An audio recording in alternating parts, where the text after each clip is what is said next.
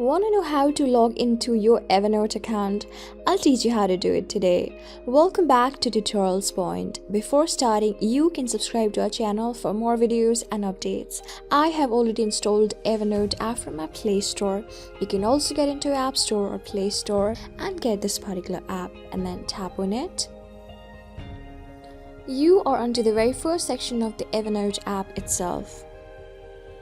Now you have an option of logging in with your email address or continuing with your Google. I had created my account with my email address, so I'm going to keep my email address. You can do the same and tap on continue option below. Now insert your particular password related to this account. When you're done, tap on sign in below. Just by doing it, you can see that you're logged in and you can even start a free trial over here. And if you don't want to, tap on the scratch bar on the top left corner.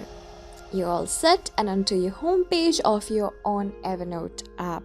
So this is how you do it. I hope this video is really helpful for you. For more videos related to Evernote, go and visit our channel. And don't forget to subscribe. I'll see you on the next video. Till then, keep calm, stay safe, and goodbye.